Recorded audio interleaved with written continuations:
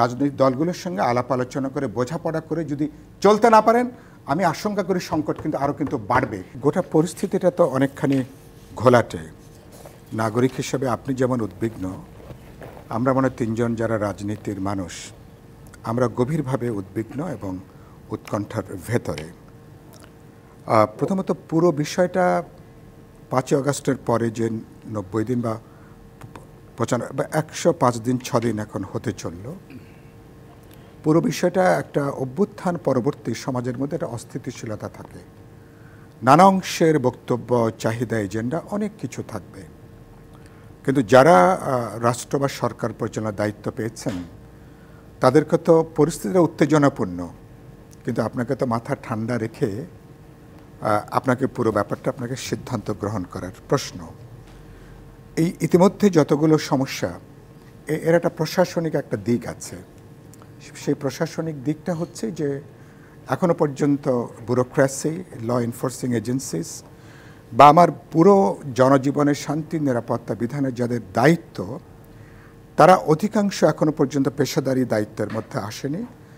তাদেরকে যে নতুন সরকার উদ্বুদ্ধ করা, অনুপ্রাণিত করা, জাগিয়ে তোলা, সেই কাজটা যোগ্যতার সাথে, যেটা একটা লিডারশিপের কাজ, যে আমরা নতুন একটা ফেজ 5 আগস্টের পরে নতুন একটা বাংলাদেশ, এই জায়গাটার ক্ষেত্রে বিরাট ঘাটতি।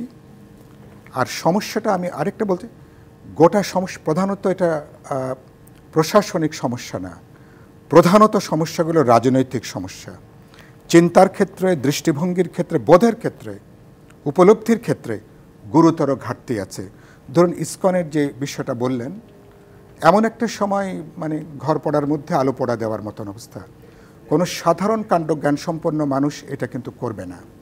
যখন ঢাকা শহর প্রায় অচল হয়ে যাচ্ছে, দেশের বিভিন্ন অঞ্চলে সীমাহীন উত্তেজনা, এবং এই পরিস্থিতিকে কাজে লাগানোর জন্য ভারতসহ পৃথিবীর নানা দেশে নানা শক্তি তারা ভয়ঙ্করভাবে তারা তৎপর, তখন আপনি রাষ্ট্রদ্রোহ যদি হয়েও থাকে, তদন্ত করেন, তদন্ত করে সেখানে চার্জশিটের প্রশ্ন আছে, তারপরে আইনি প্রক্রিয়া আছে। কিন্তু এরকম একটা সময় উত্তেজনার পারদ যখন বাড়ছে, তখন নতুন করে আপনি আরেকটু উত্তেজনাটা বাড়িয়ে দিচ্ছেন।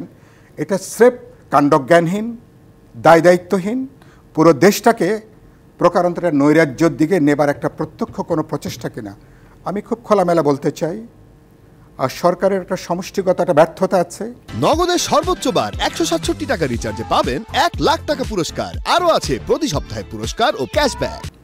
কালেকটিভ একটা ফেলিওর আছে, আমি ইন্ডিভিজুয়ালের দিকে আর অ্যাজ এ হোল বিশেষ করে বলতে চাই, স্বরাষ্ট্র মন্ত্রণালয়, তার উপদেষ্টা, তার সচিব, গোটা যারা যুক্ত আছেন, তারা এটাকে কেবলমাত্র একটা আইন শৃঙ্খলার পরিস্থিতি বিবেচনা করছেন। ব্যাপারটা শুধু আইন শৃঙ্খলার নয় ব্যাপারটা।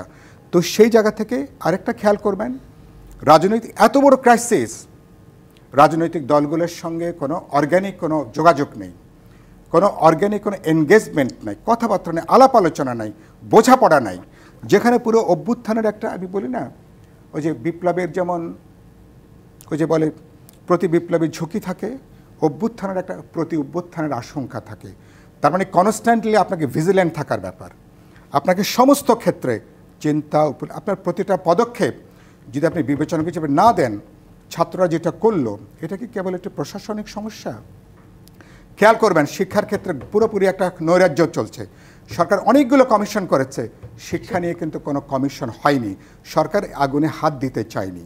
তো আপনি এত কিছু করছেন, অথচ শিক্ষার এগুলোকে আপনি কিন্তু মনোযোগও কিন্তু আসেনি।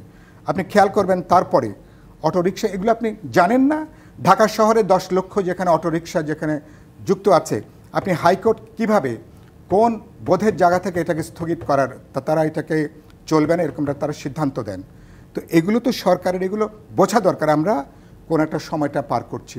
আমি মনে করি সরকারের মধ্যে ওই যে বললেন, আমি আগে বলতাম আওয়ামী লীগ আমলে অনেকগুলো সরকার কাজ করছে, প্রচণ্ড আমি দেখছি যে বলতে পারেন সমন্বয়হীনতা, প্রচণ্ড সাধারণ বোধ, সাধারণ কাণ্ডজ্ঞানের সাধারণ অভাব, এবং বিশেষ করে স্টেক হোল্ডারদেরকে আস্থার মধ্যে নেওয়া। এটা কি আপনি ধমক দিয়ে পারবেন? এটা কি আপনি ধমক দিচ্ছেন? এটা কি শোধ প্রতিশোধের রাজনীতি আপনি পারবেন? ইতিমধ্যে এই ঘটনা বিশ্বব্যাপী একটা বাংলাদেশ বিরোধী একটা তৎপরতা, একটা বাংলাদেশ বিরোধী ক্যাম্পেইন যে ক্যাম্পেইনের রাজনৈতিক দিক আছে, অর্থনৈতিক দিক আছে, এমনকি এর অনেকগুলো সুদূরপ্রসারী ইমপ্লিকেশন আছে। সরকারি বিবেচনাটা নেওয়া দরকার, সবাইকে আস্থায় নেওয়া দরকার। রাজনৈতিক দলগুলোর সঙ্গে আলাপ আলোচনা করে বোঝাপড়া করে যদি চলতে না পারেন, আমি আশঙ্কা করি সংকট কিন্তু আরও কিন্তু বাড়বে এবং সরকার লেজে গোবর অবস্থায় পড়লে আমাদের অভ্যুত্থানে এবং নানা ধরনের প্রতি অভ্যুত্থানের একটা আশঙ্কার জায়গাটা কিন্তু আমি কিন্তু উড়িয়ে দিচ্ছি না।